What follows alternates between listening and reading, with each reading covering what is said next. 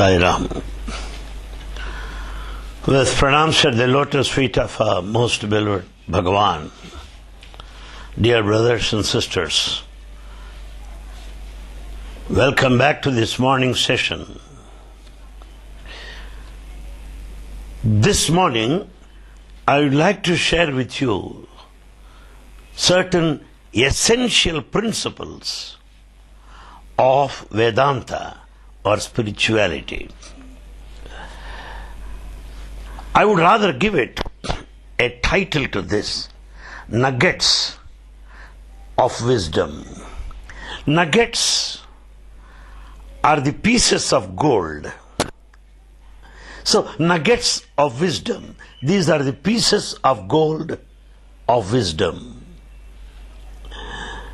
I would like to share with you basic definitions, the quintessence or the essence of Vedanta or spirituality of Sanatana Dharma, one of the most ancient spiritual school of thought. I'll bring to your notice certain important technical terms which are very essential for the understanding of Vedanta or spiritual knowledge. To begin with, one word, technical term that we use is Atma. What is Atma? That is a question. To translate it into English, equivalent word, I would rather say consciousness. Consciousness is Atma. Or I would also say universal soul. And it is this universal soul or consciousness or Atma is the basic substratum, the foundation for the whole of this universe. And out of this universal consciousness, Atma, has come out the individual soul, what we say, I-ness. If you ask anybody, who are you? I am so-and-so. If you hear a knock on the door, if you ask a question, who is there? I. So, I is the common answer from everyone of any nation, of any age group, of any sect, of any religion, of any gender. I is the common answer. This I-ness is born out of this Atma or consciousness. This I-ness, individual soul, is a thought. And this individual soul, a thought, will be producing series of thoughts, many thoughts, which constitute the mind. Now, my friends, there are 3 steps here. 1, consciousness or universal soul or Atma, out of which the individual soul or the spirit or the mind is formed. And this individual soul is a thought, and it produces many thoughts. And mind is, after all, a bundle of thoughts. These are the 3 steps: universal soul, individual soul, and the mind, comprising series of thoughts. Now, let us examine what is truth. What is the reality? The reality is Atma our consciousness, our universal soul. This is the reality. Something like ocean. Out of the ocean emerge so many waves. On the surface of the waves collect foam.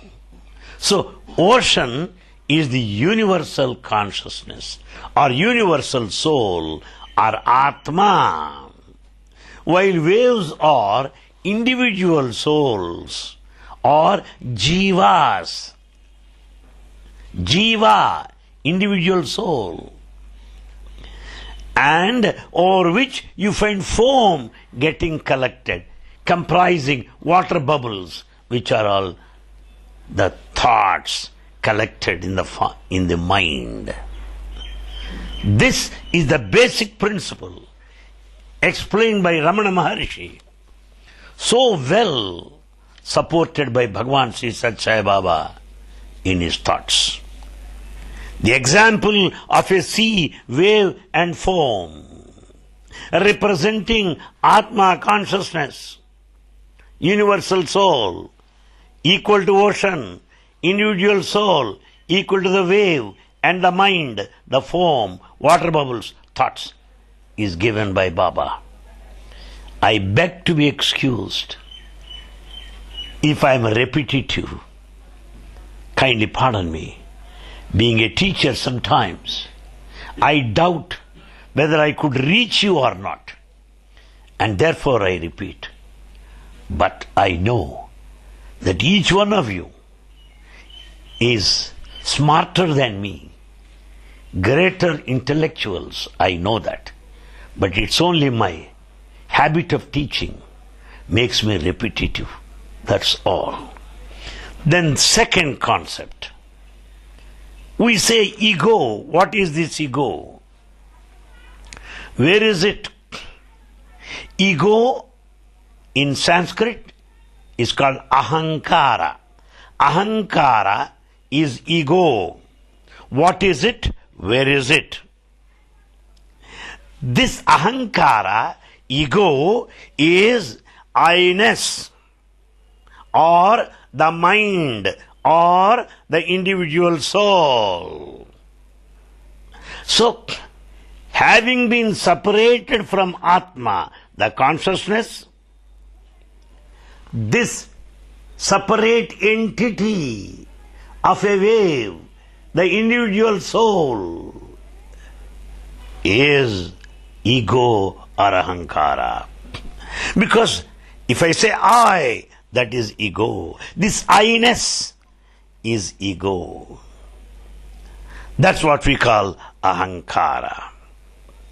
Third point. We often use another word, self-enquiry. What is self-enquiry? Atma vichara. What do you understand by that? Baba always says it in his discourses, and all that is the only main principle of Ramana Maharshi. What does Baba say? Put a question to yourself, everyone, who am I? Who am I? Put a question to yourself, and the answer you get it. The second point Baba said was, you breathe and breathe out 21,600 times. So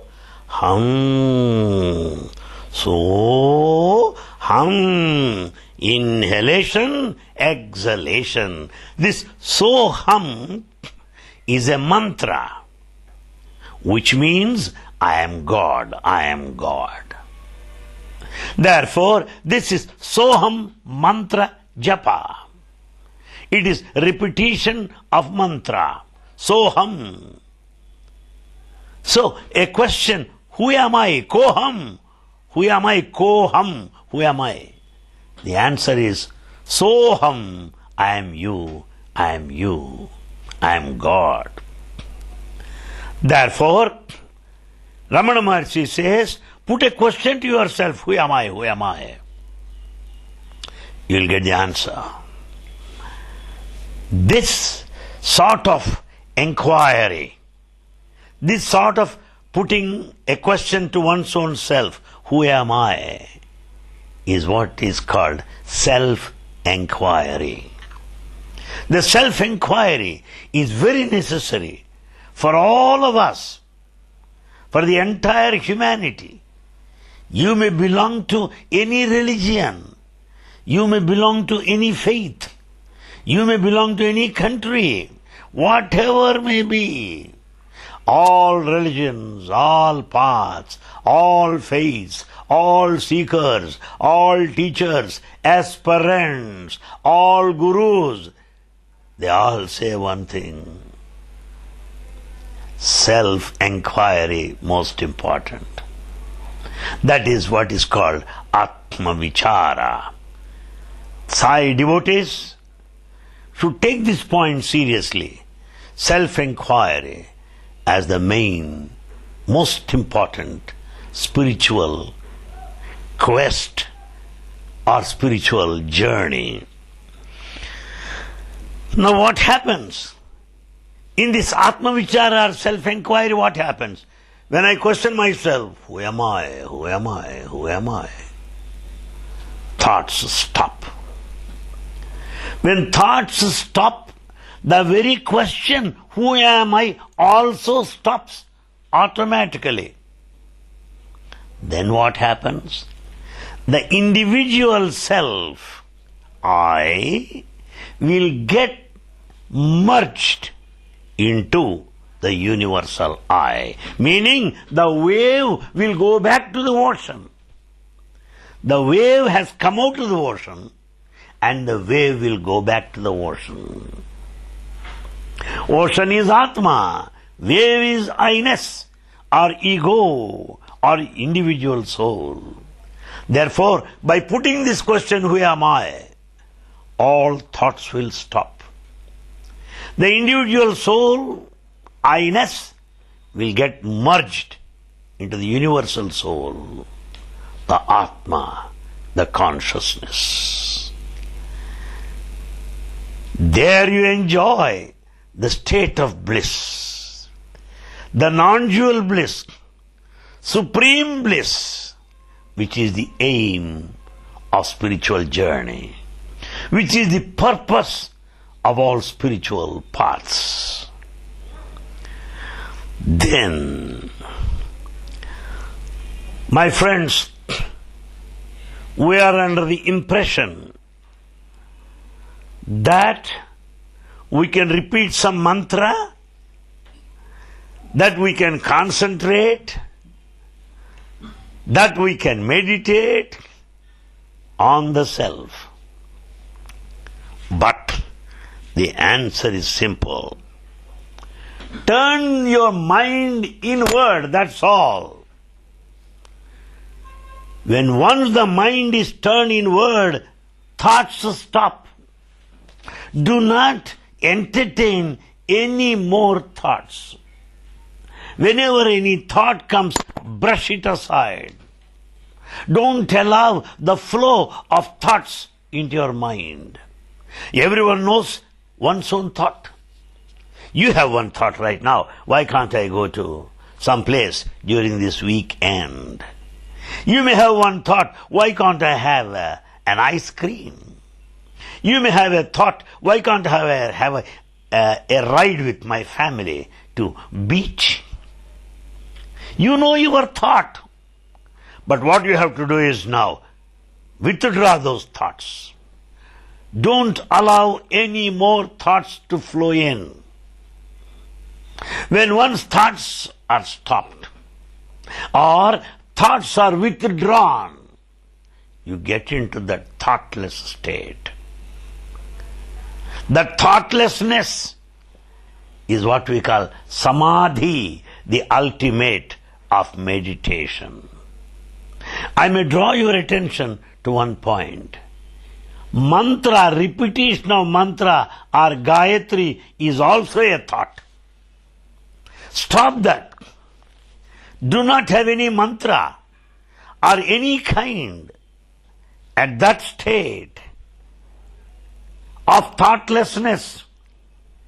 In that state of thoughtlessness, if you think of a mantra again, it again becomes a thought. Therefore, in the spiritual journey, we should attain that state of thoughtlessness, withdraw of thoughts, enjoy that state of equanimity or samadhi, or the state of bliss. This, to remain in that thoughtless state, to remain in that, is what is called Atma Nishtha. Atma Nishtha meaning establishing one's own individual self in the universal self. Meaning you are no longer individual now, you are universal. Because it is only thought that makes you separate. It is only thought that makes you an entity. It is only thought that gives you identity. When thought is gone, you are no longer individual, but you are universal. To remain in that universal state of consciousness is what we call Atmanistha, remaining in that state of consciousness. Then, what do you get out of it? My friends, ocean is vast. Ocean is infinite. Ocean is of fathomless depth. Now our universal soul, Atma, consciousness, being so vast like an ocean, gives us limitless bliss, endless bliss, non-dual bliss, Nityananda, eternal bliss, Brahmananda, supreme bliss, Advaitananda, non-dual bliss. That is the way how our spiritual journey should be. Next point. My friends, my aim this morning is to bring to your attention these words which we often use and the way how we have to take them in the true spirit in our onward, forward, spiritual journey. Then the next is moksha. This is one word that we use. Moksha is liberation, if I am to find a translation for it. Nirvana, according to Buddhism, or kingdom of heaven, according to Christianity. Kingdom of heaven, or nirvana, or liberation, or moksha. These are all more or less synonyms conveying same meaning. What is it, moksha? Some people ask, Swami, we want moksha, without knowing what it means. They think that moksha is a separate land. They think that moksha is a separate place like Miami Beach in the United States, or something like Washington. Is it a place, moksha? Or Rome? Or Greece country? Is that a place, moksha? No. Is moksha an object? No. Where is moksha? Why do you want moksha? What do you mean by moksha? What is liberation? What is the kingdom of heaven? What is nirvana? Let us know that. But we ask for it. We want it. Why? We do not know. That is the pity. But we can take it this way. Though we do not know what it is, yet we crave for it. Yet we have a craze for it. We have a desire for it. We want it, though we do not know what it is. It only means the individual soul is craving for liberation, is praying, contemplating on, planning for moksha or liberation. I give you the definition of moksha. To know your true self is liberation or moksha. Or experience of the self is moksha or liberation. Well, is that simple? Yes. To know your true self. Well, you may ask me, well, I know. My friend, we do not know. We think, every one of us here think, that I am the body, you are not. Everyone thinks I am the mind, you are not. Everyone thinks I am the intellect, you are not. Then who are you? The self. The self.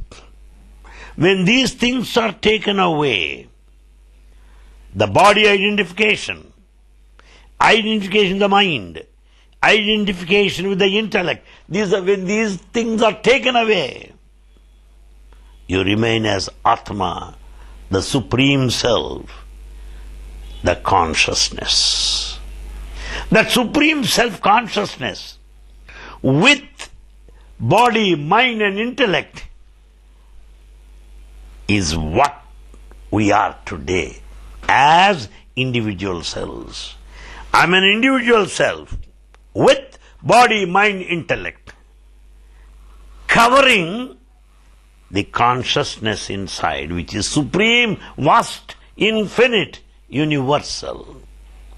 Therefore, my friends, the Supreme Self, the universal self, is covered by these three covers: intellect, mind and the body, and make it a separate entity, giving an identity, what we call the individual soul or jiva.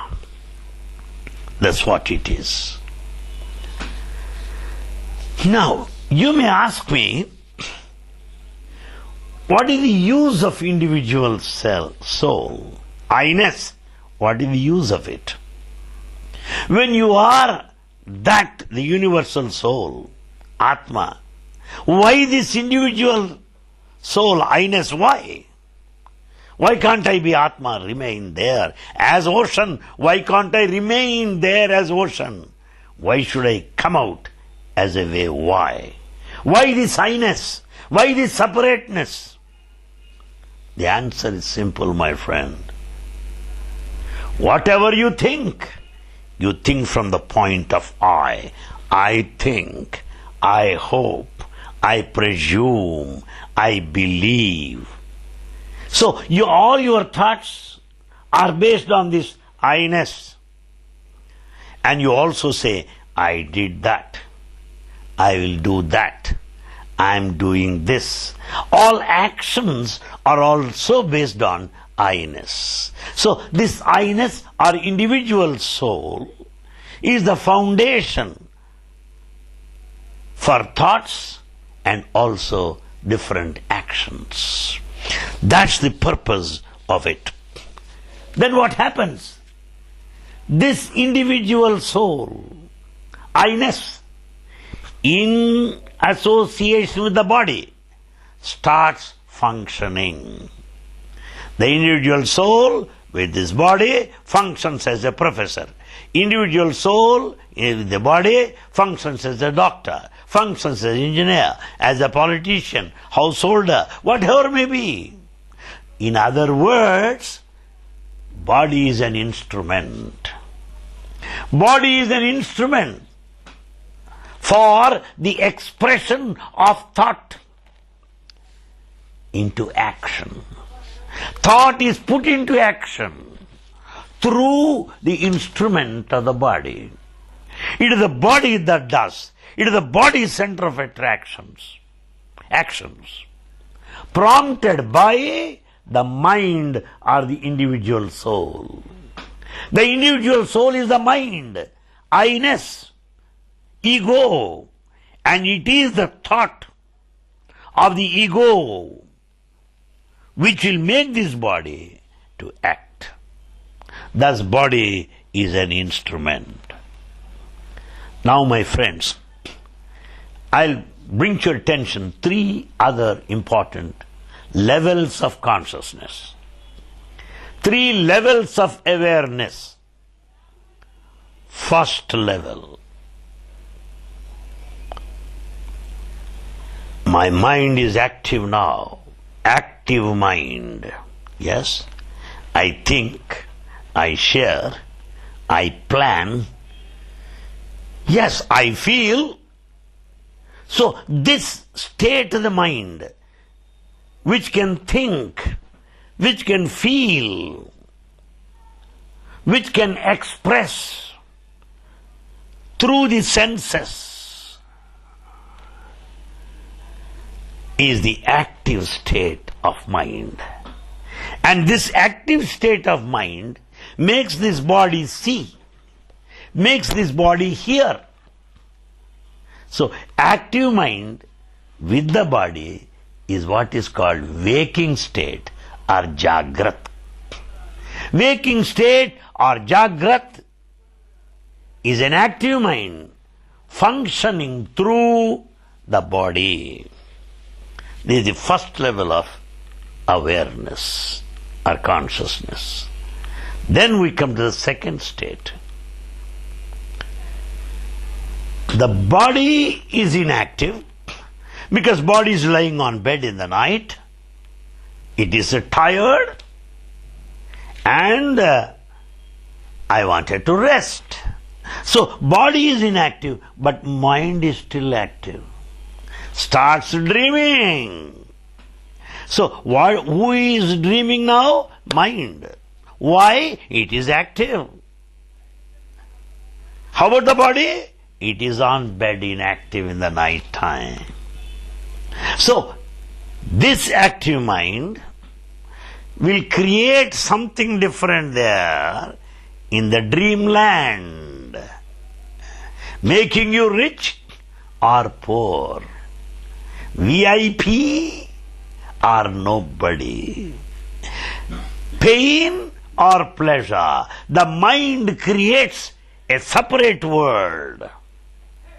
Active mind. That is called dreaming state or swapna. Therefore, my friends, Jagrat in waking state, active mind, active body. Whereas in the dreaming state, active mind and inactive body, because it's lying on bed. This is the dreaming state. Then comes the third state of awareness. That's called deep sleep, or what I say, sushupti. Sushupti, in deep sleep. What happens? Body is inactive as it is on bed. Mind is also inactive. Mind is withdrawn. Mind is passive. Mind is functionless. Mind is silent. In that deep sleep, you enjoy the state of bliss. That is a thoughtless state. So you experience bliss, my friends. That is what we call sushupti or deep sleep. You may be of any religion, of any country, of any age group. You will have these 3 states only. The first state of waking state, active mind, inactive body. Second, dreaming state, active mind and inactive body. In waking state, both are active. In dreaming state, mind is active and body is inactive. Whereas in the third state, deep sleep, body is inactive, mind is inactive, you are thoughtless, you are just bliss, that's all. You are the son of eternity. You are a blissful form. That's what sushupti or deep sleep is. Now, my friends, then once I wake up from bed in the morning, After very good deep sleep, I look fresh. Well, if anybody asks me, oh, how did you sleep last night? Oh, wonderful. I had a good sleep now. I'm energetic. Why? Thoughtless state makes you energetic.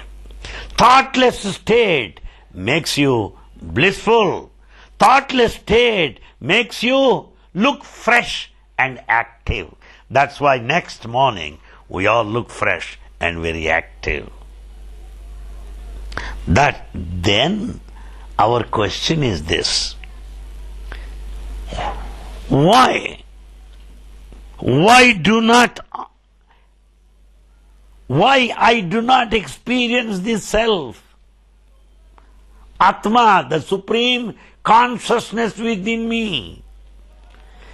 Why not? Why don't I experience? I always go by. I always function with this false I, or pseudo I, or unreal I. A wave, that's all. Ignoring the ocean. I always function at the level of the wave as individual soul, false I, unreal I, forgetting my real I, the consciousness. Why is it happening?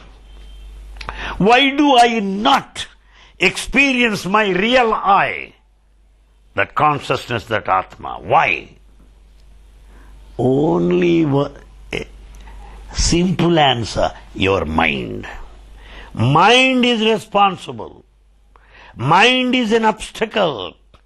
Mind is an interference.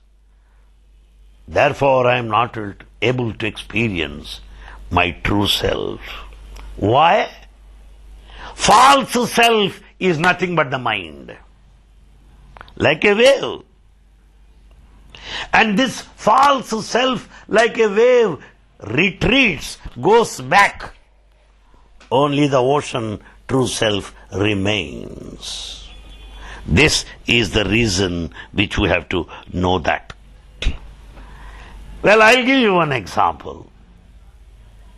Baba said it repeatedly. As all of you know, from the knowledge of astronomy, planet Sun, is many times bigger than Earth. So big.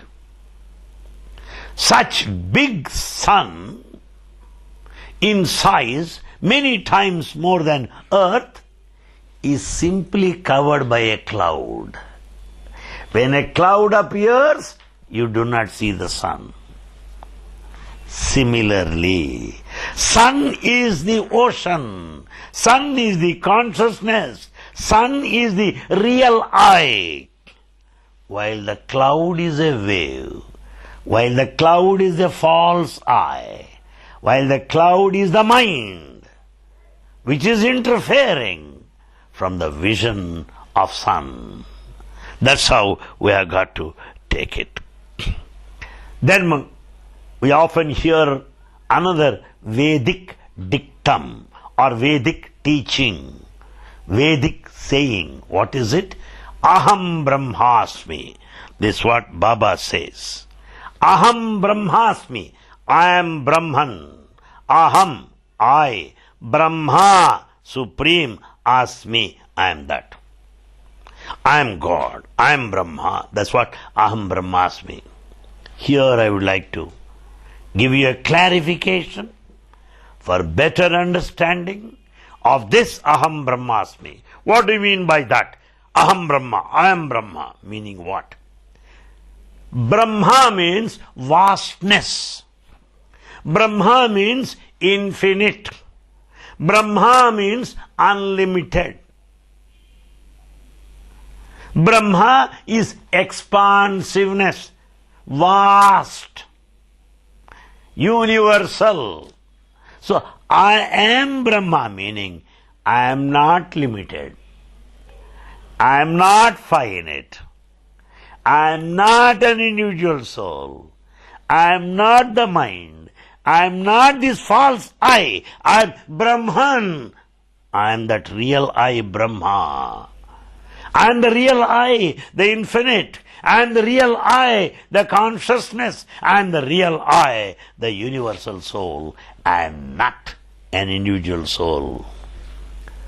So, identification of the false I, when it is dropped, meaning when the wave goes back into the ocean, only ocean remains.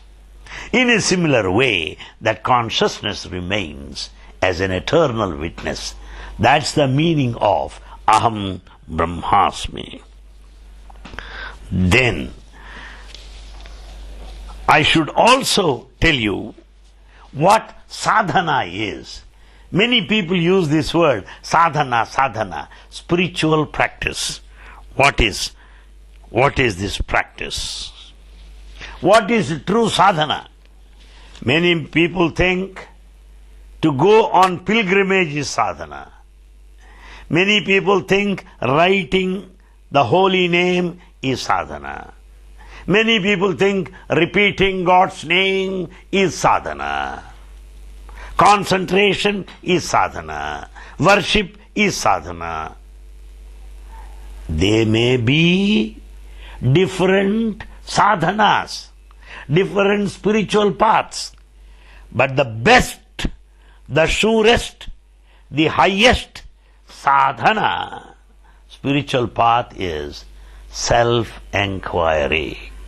Self-enquiry. That's what Ramana Maharshi says.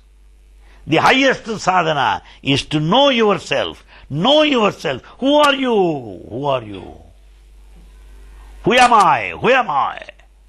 To put a question unto one's own self is the true sadhana, is the true spiritual enquiry, the noblest and the highest of all.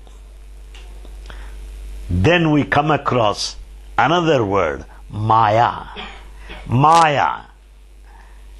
Because this morning, with nuggets of wisdom as the title, I would like to draw your attention to certain often repeated terms, technical terms in our Vedanta.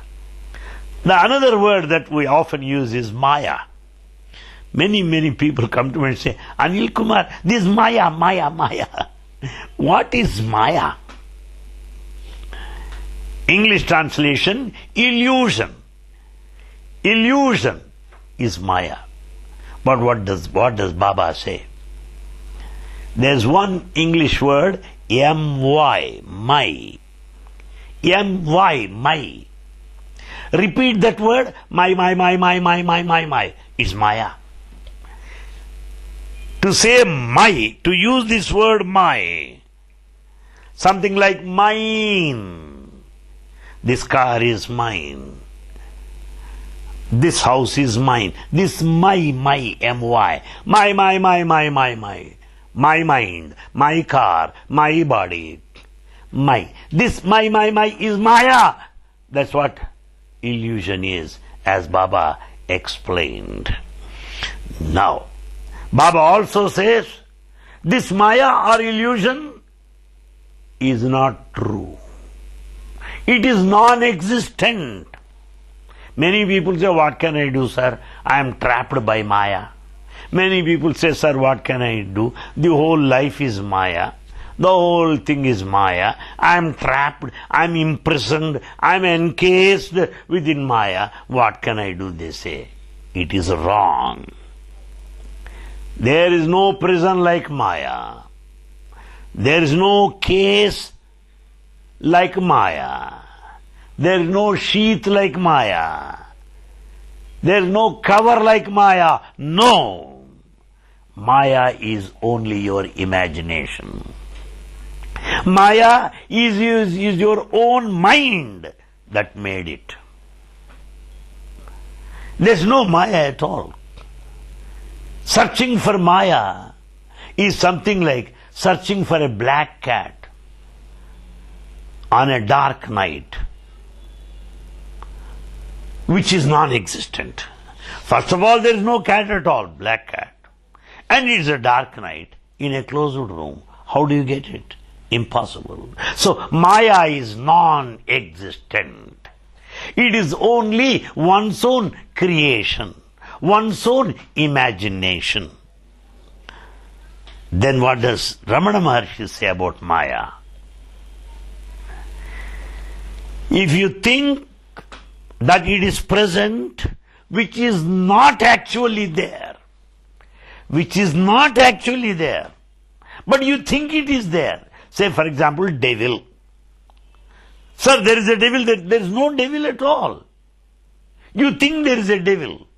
So, to imagine that being present, which is actually non-existent, is Maya. And that's what Ramana Maharshi definition is.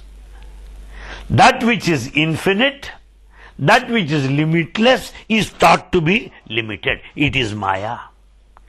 Divinity is unlimited. But you think you can limit him. That is Maya. Divinity is everywhere. But you think you can limit him to a space. That is Maya. So restriction, narrowing down is Maya, which is all the work of your own mind. That's what we have got to understand. Then, what is our obligation? What is our main duty as a spiritual seeker?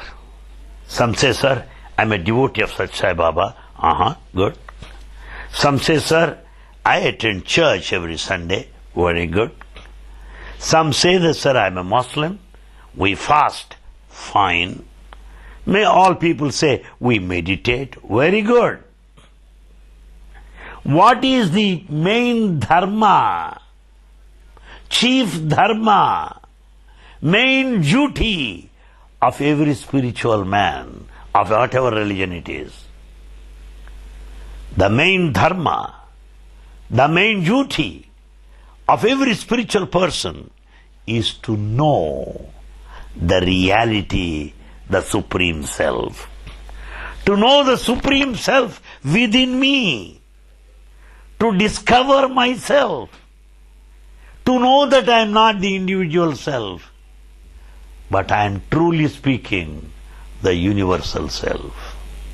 And this individual self, false I, is for utility, while the real self is the reality. The universal self is the reality, while the individual self is for utility. That's what I have got to understand. To know this is one's own duty. Then, what is your goal of life? What is your aim of life in spiritual path? For worldly people, I put this question, a politician would say, what's your aim? To become president of the country. If I ask a businessman, what's your goal of life? To be the richest man. So, goals are different in the world. But in spiritual path, there is only one goal for all of us. What is that goal? To remind ourselves, our true self, which is forgotten. We have forgotten ourselves. To remind that, to know that, to feel that, and be that is the chief objective, the main goal and the purpose of spiritual life. Then, how to do it? I bring to your notice 3 steps as explained by Ramana Maharshi. Some people say, is it possible in this life? Is it possible now? My friend, it is possible right now, here. The fulfillment of life ambition is possible right now here is the first thing that we have to establish ourselves. The second, when once we do that, when once we are determined, decided, committed to know the true self, what will happen? All false thoughts, all imaginations, all illusions are dispelled, are given up. They disappear. That is second thing that will happen. And third point, when we are in this journey of truth, when we are in this journey of the reality, to know who am I, this journey is who am I journey. Who am I journey? We are in the flight, who am I airline. We are in who am I aircraft.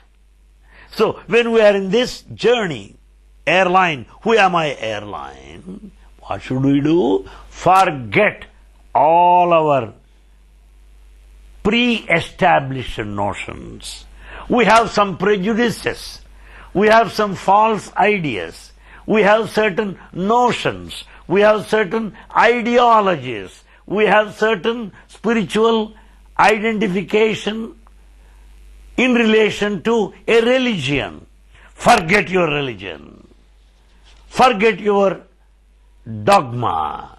Forget your fundamentalism. Forget everything.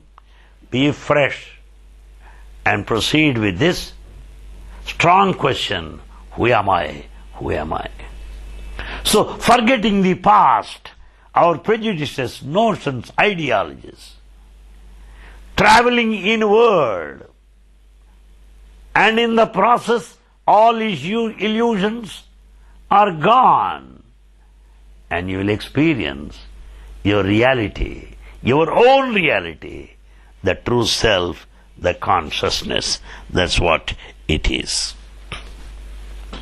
Then, the next, we all crave to be happy. We want to be happy. And we make every attempt to be happy. Tell me, even a patient also wants to be happy. Because the patient wants doctor to give him sweet tablets, sweet capsules, and painless injection. Because we want to be happy. Even on bed. So all our attempts, the study, education, profession, family life, business life, political life, social life, all these aspects are only for one thing, to be happy. But no, my friends, it is not true happiness. Simple example. I play the role of a king in a drama. Yes. I go on commanding everybody. But can I become a king? No. I am acting the role of a king, but I am not a king. Can that dais be the reality? No. Is the drama true? No. Is my action true? No. Am I really a king? No. Same way, the happiness that you get out of this false I or ego or the mind is also false. False I will get false happiness. This I-ness itself is false. Ego is false. Mind is false. How do you expect real happiness out of it? It is not possible. Can you write on flowing water? Water is flowing. Can you write any sentence? No. Can you write in the air? No. Similarly, false I is like a running water, ever changing. Why? As a boy, I was different. As an young man, I suppose I must have been handsome. As an old man, I have arthritis now. So, body goes on changing. This is false I. My mind also goes on changing. As a boy, I wanted to play. As a young man, I was quite active, romantic. In this old age, rheumatic. So I'm not the mind also. My mind goes on changing. My mind is matured now. At an young age, an immature mind will have amateurish thoughts. But with mature mind, your thoughts are different.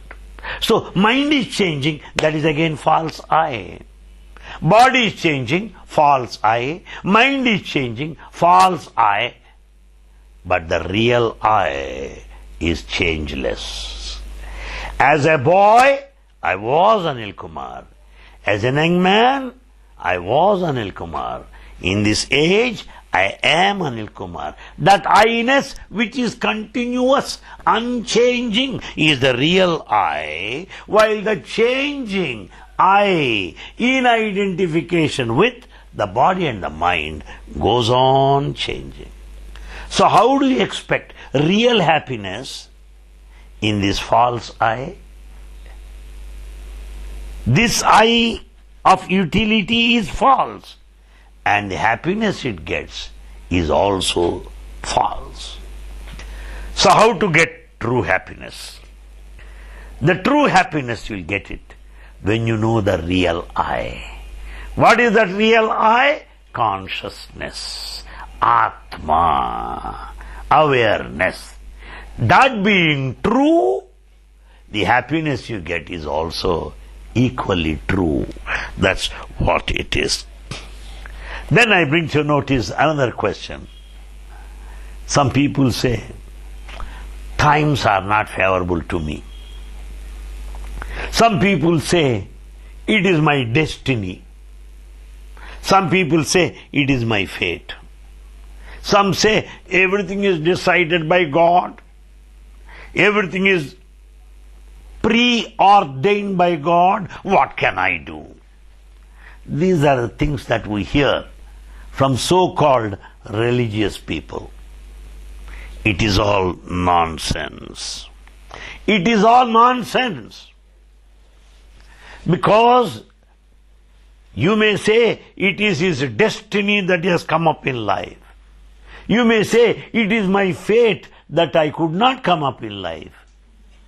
Whether you come up in life or not, whether you gain or lose, pain or pleasure, it is all the mind only. It is all the mind only. Therefore, it is the wave that may be big or the wave that may be small.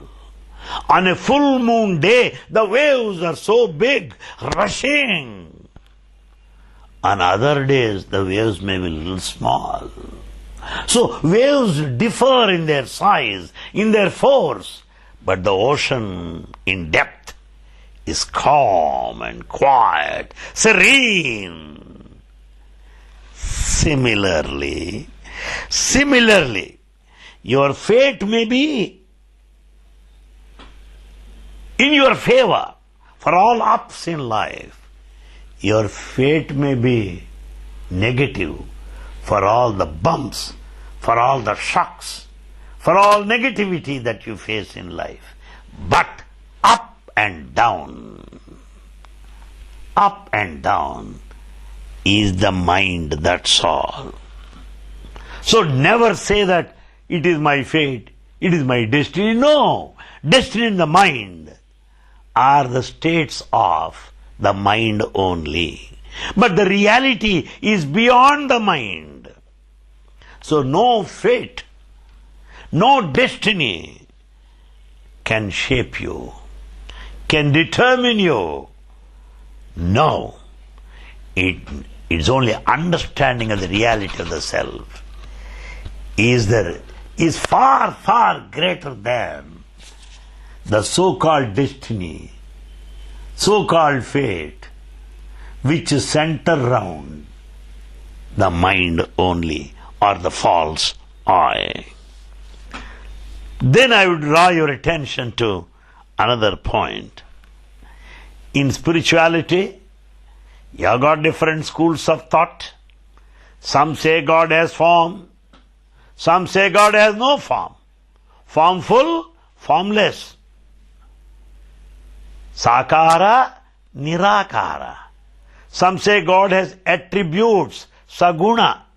Some say God has no attributes, nirguna. Some say God is reality, satyam.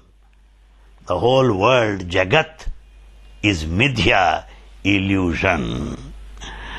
Some say God is awareness, chaitanya, while the whole thing is jada or inert. So these are all so many things discussed, and many of theories are contradictory. People involved in heated arguments. What is correct? Sakara formful or nirakara formless? Saguna or nirguna? What is true? What do you get by these contradictory arguments? We get divided on these things. It's not ultimate. Therefore, let us not go by these ideologies. Let us not get into the arguments at all. Our aim is towards the self. Our aim is towards the reality. That's what Ramana Maharshi says. Ramana Maharshi always said, put a question, who am I? That's all. That should be your path. And that is beyond religion, beyond sect, beyond ideology. So our aim should be the Supreme Self. Travel towards the Self, the reality. Let us not get into any kind of arguments which are usually contradictory. Then some say, I read this holy scripture, Bhagavad Gita. Some say, no, I like Yoga Vasishta. Some say, I believe Upanishads are of higher standard. Some say, no, Narada Bhakti Sutras will make me more devoted. Some will say, stop that. Bible is the book. What is correct in these things? My friends, scriptures, holy books, textbooks, epics, mythology, all of them declare only one thing, that there is eternal consciousness, permanent consciousness, supreme consciousness, that universal self, the existence of the Supreme Self. All texts say that, agree on that. And the second, all these texts show us the path towards that state of experiencing the self. How to experience the self. All these books will tell you that. In other words, what Baba addresses all of us necessarily in every meeting. Baba will never say, ladies and gentlemen. No. Baba says, embodiments of the divine love. Embodiments of Atma. Meaning, we are all the embodiments of the real self, true self. That's what all the scriptures say. Therefore, the scriptures, the texts, should not confuse us. Let us know the underlying unity. That they say that there is reality. They show the path towards that reality. And finally say that you are the embodiment of the divinity, embodiment of that reality. And then let's go to the next aspect.